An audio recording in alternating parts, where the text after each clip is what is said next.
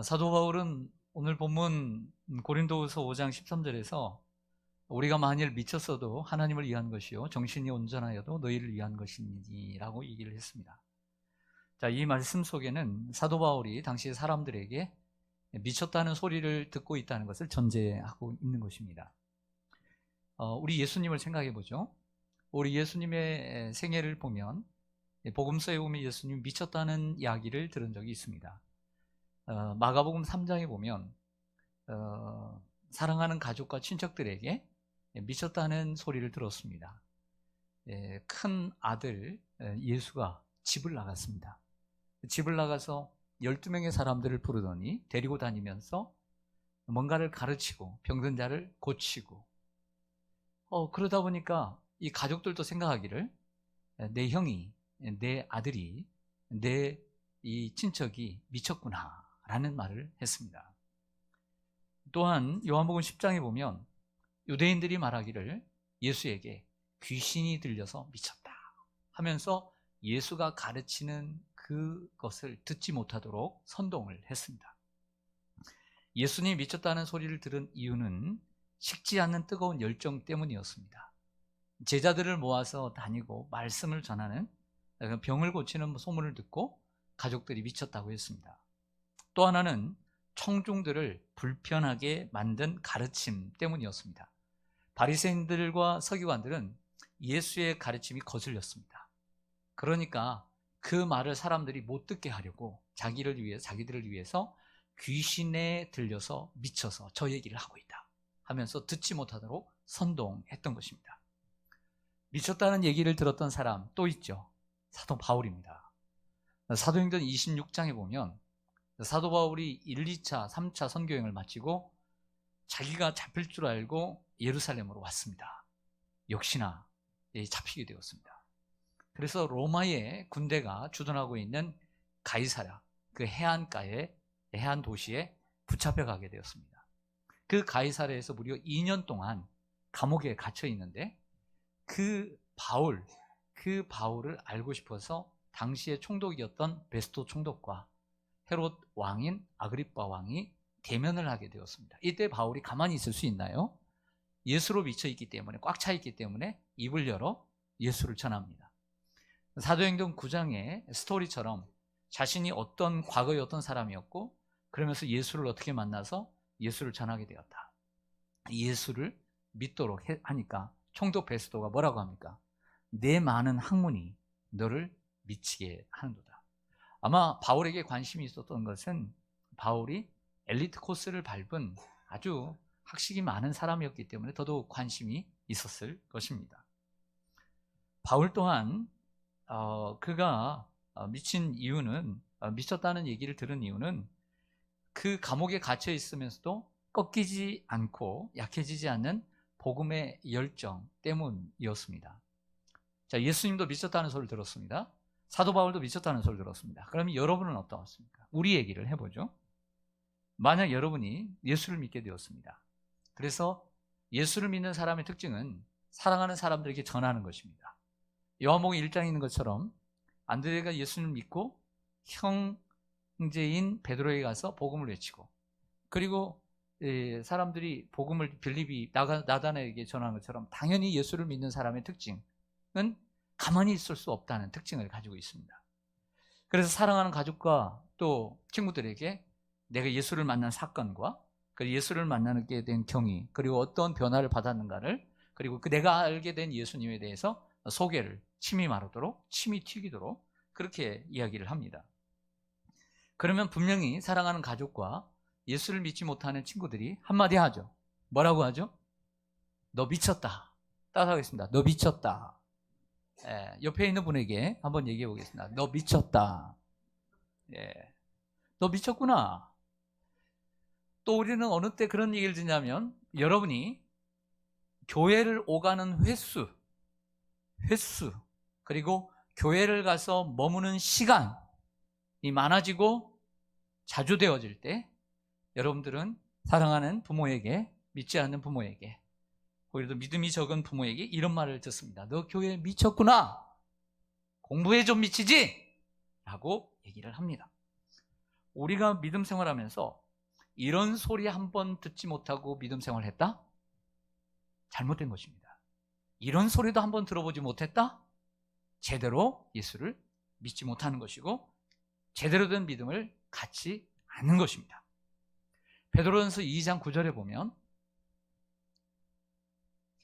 그러나 너희는 택하신 족속이요 왕같은 제사장들이요 거룩한 나라요 그의 소유가 된 백성이니 라고 했습니다. 우리가 너무나 잘 아는 유명한 말씀입니다. 우리를 네 가지로 표현을 합니다. 택하신 족속, 왕같은 제사장, 거룩한 나라요 그 소유가 된 백성이니. 이 마지막 소유가 된 백성이니에서 킹 제임스 버전이라고 하는 미국 사람들이 가장 많이 애용하는 성경의 번역을 보면 소유가 된 백성을 그렇게 말하지 않고 특별한 백성, 특이한 백성, 그리고 아주 독특한 백성, 이렇게 이런 단어를 킹 제임스 버전은 사용을 합니다. 맞습니다. 우리는 독특하고 별난 백성들입니다. 한마디로 세상 사람들이 볼 때 이상한 사람들이어야 합니다. 왜냐하면 우리는 예수에 미친 사람들이기 때문입니다. 할렐루야. 예수를 믿으려면 예수에 미쳐야 할까요? 안 미쳐야 할까요? 미쳐야 제대로 믿는 줄로 믿습니다. 사람들은 어느 정도 미치면서 사는 것 같습니다. 지난 삶을 되돌아보면 우리가 항상 미치지는 않지만 우리의 연령대별로 시대별로 우리는 미치면서 세상을 살아와요. 왜냐하면 삶이라는 것은 미치지 않고 빠지지 않으면 살 수 없는 게 인생이기 때문인 거예요. 그래서 도리어 미쳐서 사는 것이 인생의 기분이 좋은 거예요. 예를 들어 가장 쉬운 샘플인 저의 샘플을 얘기하면 저는 어릴 때 정말 시골에서 좋은 환경 가운데 살았습니다. 하나님이 주신 아름다운 동산에서 온갖 놀이에 빠져서 미쳐서 살았습니다. 저는 그 과거에 어릴 때의 그 경험과 그 추억, 저의 삶의 역사가 너무나 고맙게 느껴지고 감사하게 느껴집니다. 어릴 땐 그렇게 노는 게 좋았습니다. 고등학교 1학년 때 이런 적이 있습니다. 무슨 은혜를 받았는지 방학 때가 되었는데 성경을 읽고 싶은 거예요. 그래서 신약 성경을 내가 읽고 싶다 생각이 들어서 신약 성경을 읽도록하겠다라고 마음을 먹고 성경을 읽는데 밥 먹는 시간, 화장실 가는 시간, 잠자는 시간이 아까워서 그때가 또렷하게 기억이 되는데 신약 성경을 일주일 동안 그렇게 집을 나가지 않고 성경을 읽도록했는데 신약 성경 읽도록한 그 기쁨이 정말 세상을 다 가진 듯 기뻤습니다. 그래서 성경에 빠진 적이 있습니다. 대학 신학교에 가서는 더 깊게, 더 많이, 더 여러 번 신구약 성경을 읽으면서 성경에 미친 적이 있습니다. 신학교에 들어가서 이처럼 성경에 빠졌고 또 한때는 어린이 전도에 빠진 적이 있습니다. 어린이 전도협회 3.1클럽에 다니면서 늘 매주 아현동 그 굴다리에 있는 아현성결교회에 가서 그 목사님에게 매일 그 글 없는 책을 배우면서 그 삶을 실천하면서 어린이 전도에 미쳤습니다. 여름과 겨울에 방학 동안에 전국에 있는 교회들을 돌아다니면서 여름 성야학교를 인도해주고 제가 사역하는 교회, 그 조그마한 개척교회 지하교회에 가서 토요일이면 수업이 없는 날이면 골목과 놀이터, 집집마다 다니면서, 그때는 집집마다 다니는 게 허용되었어요. 그래도 어느 정도 다니면서 아이들을 찾아서 글 없는 책을 통해서 아이들을 전도하고 어린이 전도에 미쳐서 하나님의 은혜를 많이 경험했습니다. 그리고 지금까지 교회에 미쳐 살았습니다. 자, 이 모든 것이 사실은요, 예수님께 제가 미쳤기 때문에 나타난 현상들인 거예요. 여러분도 이해가 아닐 것입니다. 자, 신앙적인 이야기는 아니지만 비신앙적인 이야기, 우리 생활의 이야기를 해보겠습니다. 제가 우리 교회 6년을 있다가 2년 동안 다른 교회 교육목사로 갔다가 다시 복귀를 할 때 2003년도에 당시에 안수 집사님이셨던, 지금은 장로님이 된 윤범희 장로님께서 배드민턴을 오래 하셨어요. 그래서 배드민턴을 하셔서 저에게 어느 날, 목사님 운동해야 됩니다.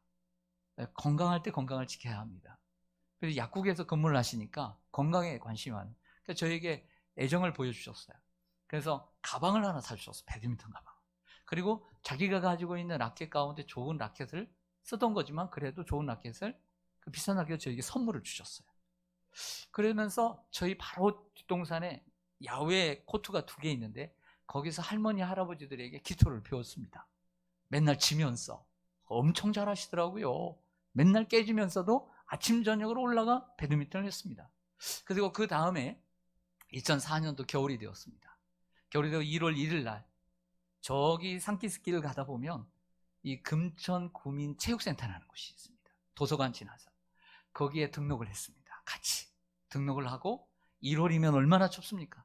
영하 3도, 5도, 10도 더 넘는데 새벽기도 5시를 마치고 그리고 한 번도 빠짐없이 비가 오나 눈이 오나 바람이 부나 그 배드민턴의 자리에 가서 반팔에 반바지에 땀을 흘리면서 열심히 운동을 했습니다.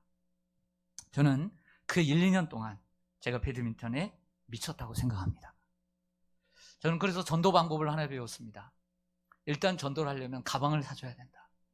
그리고 그 다음에 라켓을 사줘야 된다. 교회 여러분들 누구 전도하고 싶으십니까? 내가 말주변도 없고 일단 그분에게 맞는 어른이면 큰 글 성경을 사드리고 젊은이들은 젊은이들이 좋아할 만한 멋진 성경을 하나 사주는 거예요.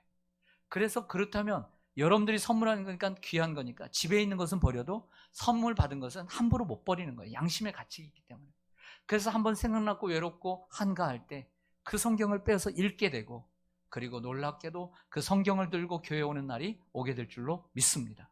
전도는 그렇게 하는 것 같아요. 여러분들도 누군가에게 그런 세상적인 전도를 하더라도 그렇게 좀 심어야 전도가 되잖아요. 네? 첫 레슨비라도 내주고 첫 학원비라도 내주면 그래서 그렇게 되는 거잖아요. 수고가 필요합니다. 여러분, 미쳤다는 것은 이 정신이 이상하다는 뜻도 있지만 이처럼 무언가에 깊이 푹 빠졌다는 것을 의미합니다. 그리고 그 빠진 것의 특징은 뜨거운 열정을 의미합니다.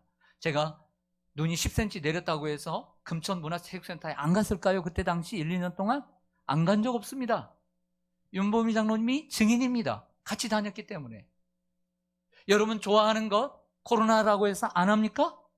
그건 좋아하는 게 아닙니다. 우리가 예수에게 미쳐야 합니다. 예수에게 미친 사람들은 오해는 하지 마세요. 단편적이지만 가장 부인할 수 없는 일반적인 특징이 있어요. 그것은 예수께 자주 나가는 거예요. 예수께 자주 나가는 사람이 예수께 미친 사람들입니다. 예를 들어 배드민턴을 하루도 빠짐없이 하는 사람들을 배드민턴에 빠진 사람들이라고 합니다. 자신의 시간을 드립니다. 자신의 재능을 드립니다. 돈도 드립니다. 열정을 드립니다. 그 돈 전혀 아깝지 않습니다. 예수에 빠지면 아깝지 않은 거예요.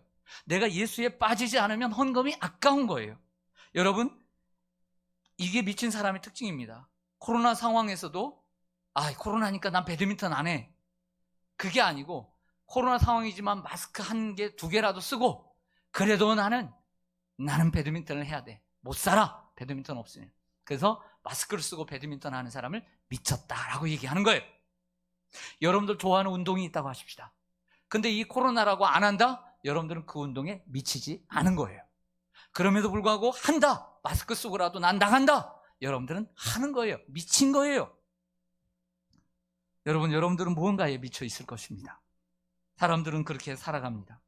예를 들어 어떤 남자가, 어떤 청년이 어떤 자매를 좋아합니다. 부모가 알게 되었습니다. 부모의 반대에도 불구하고 반대합니다. 그런데도 불구하고 그 여자애를 좋아합니다. 그럴 때 부모가 뭐라고 합니까? 그 아들에게 너 그 애한테 미쳤구나 빈정대면서 끊으라고 이렇게 하는 거죠. 부모가 반대를 해도 보고 싶고 생각나고 만나고 싶고 그래서 그 어떻게든지 만나고 싶어요. 그래서 그것을 미친 것이라고 얘기를 하는 것이죠. 코로나19를 떠나서 새벽기도, 수요예배, 금요기도회, 주일예배 등 모든 공예배에 참석하는 분들은 저는 예수에 미친 사람들이라고 생각해요. 그렇지 않은 사람들을 예수에 미쳤다라고 말하기는 힘들어요.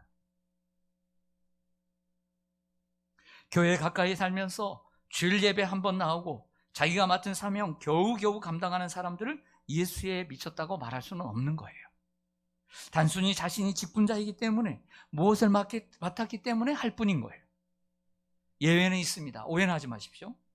멀리 사시는 분들, 주일 예배를 드리고 주중에는 도저히 여러 번 해봤지만 거리가 멀어서 또는 체력이 너무 약해져서 공예배를 드리지 못한다 하더라도 실시간으로 수요 예배, 금요 기도에 참석하신 분들, 그리고 자신의 신앙을 위해 매일 규칙적인 시간을 하나님 말씀을 묵상하고 경건의 시간을 가지고 기도하며 살아가시는 분들, 그분들은 예수에 미친 사람들인 거예요. 비록 거리가 멀어서 새벽 기도로 나오지 못해도 수요 예배나 금요 기도에라도 참석해야지 하고 새벽 기도로 못 나와도 주중에 한 번씩이라도 수요 예배, 금요 기도에라도 나가시는 분들은 예수에 미친 사람들인 거예요. 집이 멀어 매일 새벽에 나오지 못해도 주 1회 이상이라도 새벽에 나오거나 전교인 새벽 기도에는 나오는 정도는 되어야 겨우겨우 기본에 들어갈 수 있는 거예요. 그렇지 않습니까? 엊그제 금요 기도회를 했어요. 제 설교 담당이었고 늘 기도회는 제가 인도하니까 마치고 왔더니 때 아니게 비가 많이 내리는 거예요. 그러니까 너무 날씨가 맑았기 때문에 우산들을 다 안 가지고 온 거예요. 우리 관리 집사님이 그래도 있는 모아둔 우산들을 벌써 다 배치를 해놨더라고요. 고맙게. 그래서 그것들을 가져갔는데 제가 이제 나와서 이제 집으로 오려고 하는데 청년들이 항상 있습니다. 있는데 거기에 한 광명에 사는 친구가 형하고 동생이 있는데 동생이 킥보드를 타고 다녀요. 그 형은 가까운 데서 독립해서 살아가고 있고요. 낌새를 보니까 형이 집에 가서 차를 가지고 와서 태워주려고 하는 것 같아요. 그래서 제가 그런 수고할 필요 뭐 있냐, 우리는 시간 있으니까 동생 내가 태워다 줄게. 그래서 태워줬어요. 비가 오니까. 킥보드를 타고 비가 오는 가운데 미끄러지는 가운데 사고를 당할 수 있잖아요. 그래서 그 조립이 되더라고요. 그 절반 접어서 제 트렁크가 크니까 트렁크에 딱 들어가더라고요. 그래서 태워서 갔습니다. 큰형 내려주고 광명을 해서 금천교를 넘어서 광명 성희병원을 지나서 시민회관을 넘어서 광명 사거리에서 좌회전으로 동부장 쪽으로 광흥교회를 가서 그 근처에 집에 태워다 줬어요. 그러면서 그 친구가 참 음악을 좋아하는데 그러면서 얘기를 쭉 하다가 킥보드에 대한 얘기를 했어요. 이 전동 킥보드지? 네. 이거 충전으로 가는 거야. 어떻게 하는 거야? 충전 안 돼. 이게 충전을 하면 40km를 간다는 거예요. 와. 요즘 사업이 배터리 전쟁 아닙니까? 배터리를 잘 만들어야 되는 게 사업입니다. 근데 제가 이 차로, 빠른 차로 가는데도 20분 정도 걸리는 것 같아요. 막히지 않았는데도. 그래서 그랬어요. 너 얼마 걸리니? 편도로 40분 걸려. 40분. 근데 그 친구는 일주일에 빠지지 않고 금요일 날 나오고요. 그리고 주일 날 나와요. 주일 날. 아침부터 저녁까지. 그러면 하루에도 갔다 오는데 80분이에요. 80분. 킥보드를 타고. 주일 날도 또 그렇게 갔다 와요. 그래서 감사했어요. 그러니까 돌아오면서 아내에게 말했습니다. 야, 우리보다 더 미쳤네. 네. 그리고 오늘 설교의 주제가 미쳤다는 설교 준비를 하고 있었기 때문에 야, 우리보다 더 미쳤다. 네. 그리고 이렇게 예수에게 미친 친구들이 이 친구만이 아니라 한둘이 아니어서 이런 교회를 주시고 이런 미친 친구들을 주셔서 저는 감사했습니다. 이것이 예수에 미친 사람들의 전부는 아닙니다. 제가 말씀드렸지만 단편적이지만 부인할 수 없는 가장 일반적인 특징을 말씀드렸다는 것을 들으시고 오해는 마시기 바랍니다. 저는 여러분들이 예수에 미친 사람들이 모두 되시기를 소망합니다. 저는 여기서 제대로 미치자는 얘기를 하고 싶습니다. 만약 우리가 바리새인들과 서기관들처럼 1세기 당시에 그런 열정과 열심을 가지고 있으면 분명히 예수님은 그렇게 하나님께 미친 사람들에 대하여 책망과 질책을 할 것입니다. 열정은 있지만 너 그렇게 미쳐서는 안 돼 라고 하는 거죠. 왜냐하면 그들은 자신이 하나님께만 열정이 있다고 해서 배타적인 생각과 그들보다는 우월하다는 생각하에 신앙생활을 했기 때문입니다. 그것은 제대로 미친 것이 아닙니다. 그들은 미친 채 할 것입니다. 예수님께 미친 사람들은 하나님께 감사해야 된다고 생각합니다. 내가 이처럼 하나님께 예배할 수 있는 것, 어떤 방법으로 주님 앞에 나아갈 수 있게 되는 것, 저는 하나님께 늘 감사합니다. 이 자리에서 강단에서 귀한 성도님들에게 말씀을 전할 수 있는 것, 참 부족한 사람이 사람들에게 인사를 받고 그 존경을 받고 말씀을 드리려고 하는 이런 사람들이 있다는 자체로 저는 늘 감사하며 강단에 서는 사람입니다. 여러분, 이렇게 예수님께 미쳐 예배를 생명처럼 여기고 기도를 호흡처럼 여기며 살아갈 수 있음을 우린 진정으로 감사해야 합니다. 고린도후서 5장 13절에 바울이 이렇게 말합니다. 우리가 만일 미쳤어도 누구를 위한 것이요? 하나님을 위한 것이요. 정신이 온전하여도 누구를 위한 것이니? 너희를 위한 것이니? 바로 여러분들을 위한 것이니? 라고 말하고 있는 거죠. 자, 제대로 미친 결과, 열매가 뭐냐면 이겁니다. 먼저는 제대로 미친 사람은 하나님을 위한 것이어야 합니다. 우리가 만일 미쳤어도 하나님을 위한 것이요. 하나님을 위하지 않는 미침은 결국 자기를 위한 미침이 되고 맙니다. 자신을 위한 미침은 결국 하나님을 이용하는 것입니다. 하나님을 위한 미침이 아닌 것은 자기를 위해서 하나님을 이용하는 거예요. 다음으로 타인을 위한 미침이 되어야 합니다. 정신이 온전하여도 너희를 위한 것이니, 우리 그리스도인들이 예수님께 제대로 미쳐서 살아간다면 하나님께는 영광이 되고 기쁨이 되고 사람들에게는 유익이 되어야 될 줄로 믿습니다. 종다리라는 새가 있습니다. 종다리는 표준어이고 우리가 일반적으로는 종달새를 종다리라고 표준어로 얘기합니다. 이 조그마한 종달새는 올라가는 특성이 있어요. 하늘로. 그리고 하늘로 올라가면서 노래를 부릅니다. 그래서 시인들은 저 종다리는 저 하늘의 문에서 하나님 앞에 찬송을 드린다 라고 얘기를 합니다. 근데 이 종다리가 계속 위로 올라가면서 노래를 부르는 특성이 있는데 나중에는 구름 속으로 들어가 저 하늘의 높은 곳으로 올라가 그 종적이 보이질 않습니다. 하지만 그 소리가 사람들에게 들리죠. 이처럼 제대로 미친 그리스도인은 자신의 모습을 감춥니다. 그리고 자신의 말과 행동으로 하나님께 영광을 돌리게 되는 것입니다. 여러분, 우리가 예수님께 제대로 미쳐야 되는데요, 제대로 미쳐야 된다면 어떻게 미쳐야 될까? 바리새인들과 서기관들처럼 단순한 열정으로 사람들을 배타적으로 여기고 또한 우월의식을 가지고 미쳐야 되겠는가? 잘못된 것이라는 것이죠. 그러면 바울이 자신이 미쳤다라고 말할 때 미친 사람들, 예수에게 제대로 미쳤을 때 나타나는 모습과 함께 우리가 계속 유지해야 되는 이러한 부분들이 있습니다. 첫째로, 하나님을 경외하며 살아야 합니다. 따라서 하겠습니다. 하나님을 경외하며 살아야 합니다. 사람들은 사도 바울은 주님을 두려워하는 것이 무엇인지 안다고 말합니다.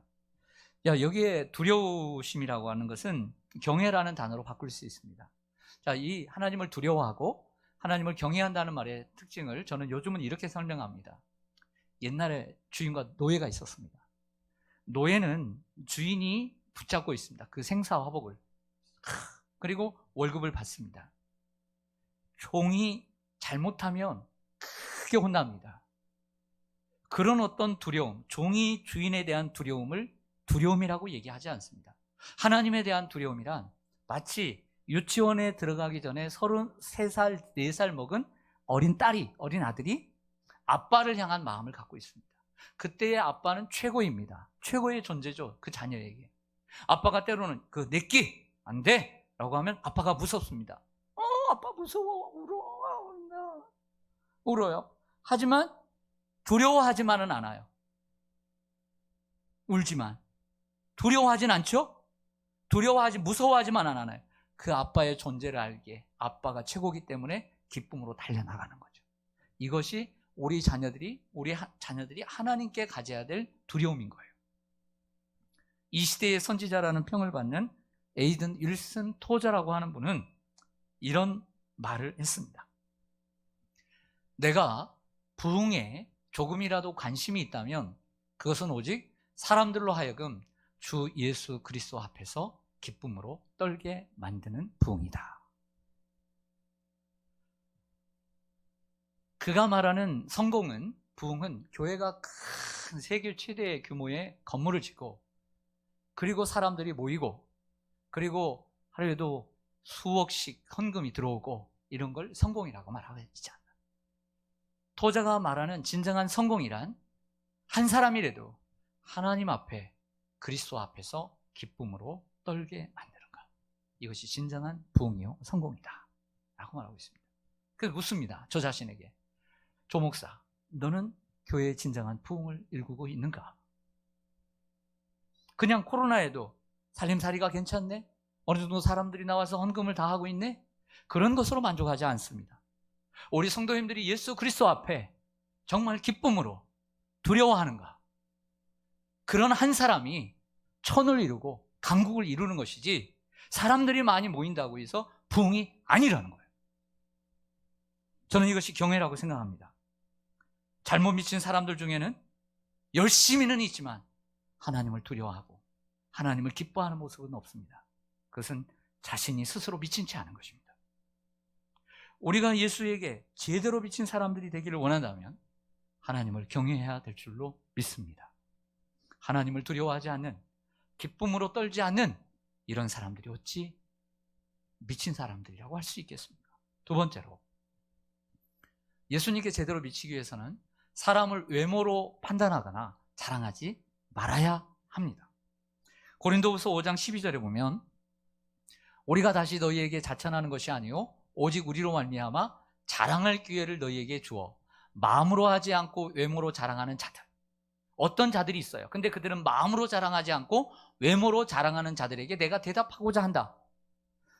고린도 교회에 몰래 들어와서 개척한 사도 바울, 주님께 쓰임받고 있는 사도 바울의 사도의 자격을 의심하고 부정하고 또 고린도 교회 성도들을 흔들어서 그 사도의 자격을 의심하게 만들었던 이 거짓 선생들은 자신의 마음을 자랑하는 자들이 아니라 외모를 자랑하고 자신의 학력을 자랑하고 자신의 어떤 과거를 자랑하는 자들이었다라고 하는 거예요. 그러나 사도 바울은 그것을 자랑하지 않고 나는 마음을 자랑한다 라고 얘기를 합니다. 그 마음이란 바로 11절에 나오는 하나님을 두려워하는 마음인 것이죠. 고린도후서 5장 16절에 보면 같은 말씀을 합니다. 그러므로 우리가 이제부터는 이게 중요합니다. 어떤 사람도 무엇을 따라 알지 않는다고요? 육신을 따라 알지 않는다는 것은 무슨 뜻일까요? 외모를 따라, 외모 보고 판단하지 않는다는 거죠.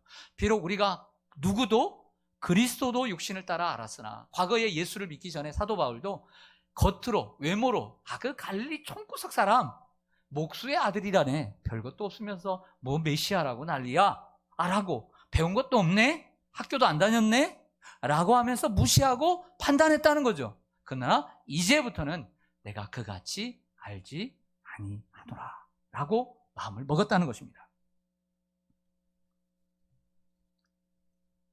이 16절에서는 바울의 변화된 관점을 이야기하고 있습니다. 17절에서는 그의 변화된 모습을 하나의 단어로 정해야 합니다. 누구든지 그리스도 안에 있으면 새로운 피조물이다. 새로운 피조물이 자신인 거죠. 변화된, 이전과 이후에 변화된 자신을 새로운 피조물이라고 정해야 합니다. 이전 것은 지나갔으니 보라 새 것이 되었도다 라고 표현합니다. 바울이 어떻게 변했는지를 보여주는 장면입니다. 왜? 이전에는 어떻게 살았는가? 육신을 따라 살았어요. 사람이 세상적인 관점에서 사람을 보고 판단했던 것이죠. NIV 성경은 뭐라고 얘기하냐면 세속적 관점으로 번역을 하고, RSV 성경은 인간적 관점이라는 영어 단어로 번역을 합니다. 바울 자신은 예수님조차도 육신을 따라 외모를 보고 세상적으로 보고 판단하고 믿지 않았다라고 하는 거예요. 그러나 예수님 믿고 새로운 피조물이 된 이후에는 세속적 관점이나 인간적 관점 설명하면 그 사람이 사회적 지위나 그 사람의 학력이나 그 사람의 족보나 그 사람이 가진 외모적인 이러한 모습으로 바라보지 않겠다라고 다짐을 하고 있는 것이죠.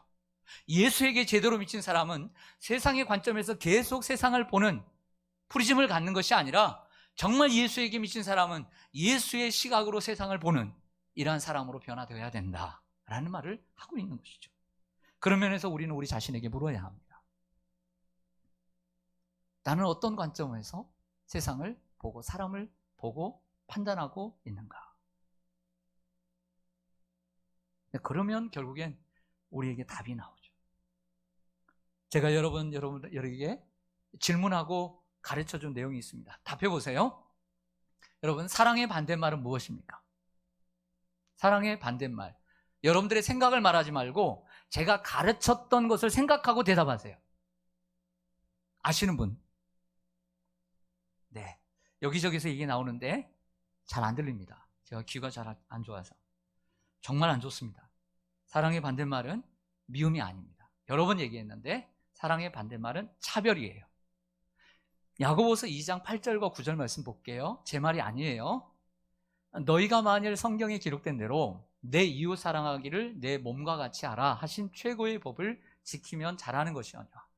성경의 율법의 최고의 법은 이웃 사랑, 내 몸과 같이 하나님 사랑하고 이웃 사랑하는 것이잖아요.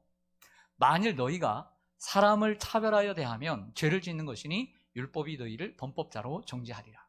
8절과 9절의 구조를 말씀드릴게요. 8절과 9절은 같은 말입니다. 다만 8절을 9절에서는 반대말로, 반대의 뜻으로 설명했을 뿐이에요. 즉 이웃 사랑하기를 내 몸과 같이 하라는 반대말은 뭐냐면 사람을 차별하여 대하는 거예요. 다시 얘기하면 이웃을 내 몸과 같이 사랑하라는 말은 결국에 사랑의 반대말은 차별인데, 그것을 바른말로 하면 사람을 차별하지 않는 것이 바로 내 몸을, 이웃을 내 몸과 같이 사랑하는 것이다, 이렇게 말을 하는 것이죠.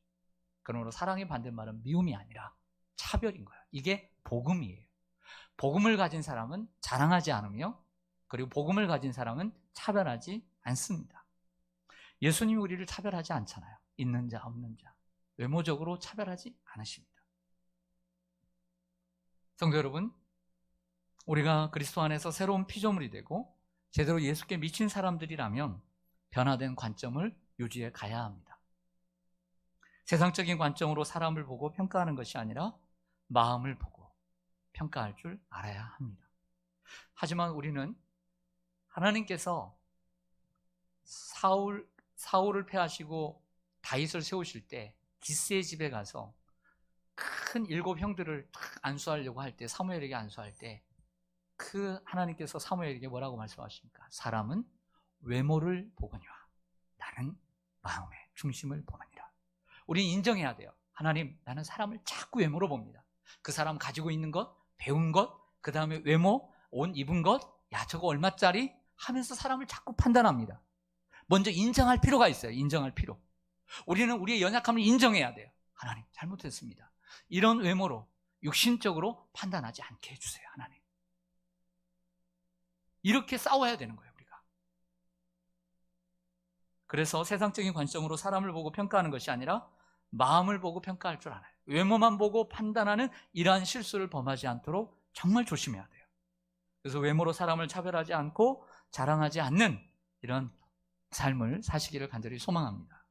셋째로, 바울은 자신을 위해 살지 않고 예수를 위해서 사는 삶이 제대로 미친 삶이라고 얘기해요. 고린도후서 5장 14절과 15절에 보면 중요한 말씀이 있습니다. 그리스도의 사랑이 우리를 강권하시는도다. 우리가 생각하건대 한 사람이 모든 사람을 대신하여 죽었은즉 모든 사람이 죽은 것이라. 그가 모든 사람을 대신하여 죽으심은 살아있는 자들로 하여금 다시는 그들 자신을 위하여 살지 않고 오직 그들을 대신하여 죽었다가 다시 살아나시니 예수를 위하여 살게 하려 합니다. 이런 얘기입니다. 그 예수님이 죄인인 나를 위해서 죽으셨어요. 그러니까 예수님이 나를 위해서 대신 죽으시니까 죽었던 내가 다시 살게 되었습니다.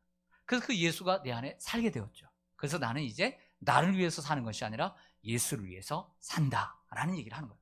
갈라디아서 2장 20절에도 똑같은 얘기를 하고자 않았습니까? 내가 그리스도와 함께 십자가에 못 박혔나니 이제는 내가 사는 것이 아니로 내 안에 누가 산다? 그리스도께서 사는 것이니 이제 내가 사는 것은 나를 위하여 사는 것이 아니라 나를 위하여 자기 몸을 버리신 하나님의 아들을 믿는 믿음 안에서 사는 것이다. 믿음으로 살고 있는 바울을 바라보게 됩니다. 사람이 첫째 되는 목적, 대요리문답, 웨스트민스터 대요리문답, 즉 목회자에게 주는 대요리문답뿐만 아니라 평신도에게 주는 소요리문답의 일문일답이 무엇입니까? 사람의 최고 되는 목적, 하나님을 영원롭게 하고 영원토록 그를 즐거워하는 것입니다. 이것이 신앙의 바른 길인데, 신앙이 잘못되면 자꾸 우리 자신이 영광을 받으려고 하는 본성이 있어요. 그래 안 그래요? 여러분들 뭔가 하면 내가 했고, 내가 업적이 있고, 내 가정에 그래도 내가 큰 중추적인 역할을 했고, 내가 그래도 돈을 많이 냈고, 그리고 내가 역할을 많이 했고, 이런 생각이 들어야 안 들어요? 여러분들 집안일 생각하면, 명절 때 형제들 만나면 그런 생각이 들어야 안 들어요? 네. 저만 들라고 하려면 예, 교회도 오래 봉사하고 열심히 헌금하고 열심히 땀 흘렸던 분들은 이 교회 내가 읽었어, 그래도 여기에 내가 10분의 1은 했어, 마치 이런 생각을 자주 하고, 그리고 사람들에게 칭찬과 인정과 영광을 받으려고 하는 마음이 생겨요, 안 생겨요? 나만 생기려고 하는 것 같아요. 이러한 자신의 모습을 바라봐야 돼요. 그것을 지나쳐버리면 안 돼요. 그런 자신을 정죄해야 돼요. 싫어해야 돼요. 그리고 너 자신을 바로 바라보고 얘기해야 돼요. 결국 자신의 만족과 유익을 위해 예수를 믿게 되는 거예요. 여러분, 사람이 하나님의 영광을 위해서 살 때 제대로 미친 것입니다. 그런데 신앙생활을 하면서 자꾸 자신이 했다는 생각이 들어요. 그리고 앞서게 됩니다. 그래서 자신이 칭찬과 인정과 영광을 받으려고 하죠. 결국 자신의 만족과 영광을 위해 예수를 믿게 되도록 흘러가게 됩니다. 이것이 타락이에요. 이것이 변질이에요. 이렇게 자란 변질, 타락의 원조, 마귀예요. 하나님께서 사용하셔서 그 아름다운 보좌에서 찬송하고 주님께 영광을 올려드리고 했는데 하나님을 높이지 않고 하나님보다 더 높아지려고 하고 칭찬과 자랑과 영광을 인정을 받으려고 했던 이 타락의 원조, 변질의 원조인 마귀를 닮아가려는 속성이 우리 가운데 있단 말이에요. 그리고 나 자신도 모르게 선을 넘어버리는, 조심해야 돼요. 하나님의 은혜를 생각하고 하나님이 나를 사용하셨다는 것을 기억해야 합니다. 넷째로 화목의 직분을 잘 감당해야 합니다. 고린도후서 5장 18절과 19절에 보면 모든 것이 하나님께로부터 났으며 그가 그리스도로 말미암아 우리와 자기를 뭐하게 하시고 또 우리에게 뭐하는 직분을 주시고 곧 하나님께서 그리스도 안에 계시사 세상을 자기와 뭐하게 하시며 그들의 죄를 그들에게 돌리지 아니하고 뭐하는 말씀을 우리에게 부탁하셨어요. 화목하게 하는. 여러분, 하나님께서 우리를 그리스도 안에서 새로운 피조물로 만드신 순간 하나님 우리에게 하나를 더 주십니다. 화목해 하는 직분. 이 화목해 하는 직분은 원래 예수님의 직분이죠. 예수님이 이 땅에 오셔서 하나님과 인간의 사이를 화목하게 하시려고 화목제물이 되셔서 십자가에 죽으셨습니다. 예수님이 하신 사역을 계승해 가는 게 성도예요. 교회예요. 그래서 교회와 성도는 세상을 화목하게 하는, 그래서 나 자신만 열심히 하나님 믿고 미쳐서 나는 예수님 믿는다 라고 믿으면 제대로 미친 것이 아니라 사람들을 자꾸 주님께로 인도하는 사람, 사람들이 하나님께 나오는 것을 자꾸 태클 걸고 막는 사람이 아니라 어떻게든지 사람들이 하나님과 화목하도록 돕는 사람, 이 사람이 예수께 제대로 미친 사람이다. 할렐루야. 그래서 하나님은 우리를 이 땅에 보내신 사신이요, 엠버서더, 대사라고 말합니다. 그러므로 우리는 입을 열어 복음을 전하고 온유하고 겸손하신 예수님의 성품을 본받아 살아야 합니다. 성도 여러분, 이런 생각을 합니다. 제 생각인데 100% 맞을 수 있고 여러분 생각에는 안 맞을 수 있지만 한번 들어보세요. 제가 예수를 믿었으니까 제가 예수에 미치지 않으면 세상에 미치더라는 거예요. 둘 중에 하나입니다. 우리가 예수에 미치지 않으면 이미 세상에 물들고 미쳐가고 있습니다. 예수님과의 첫사랑을 회복하시고 사랑의 열정도 회복하시고 예수에게 미친 사람들로 살아가시기를 원합니다. 아멘. 기도하겠습니다.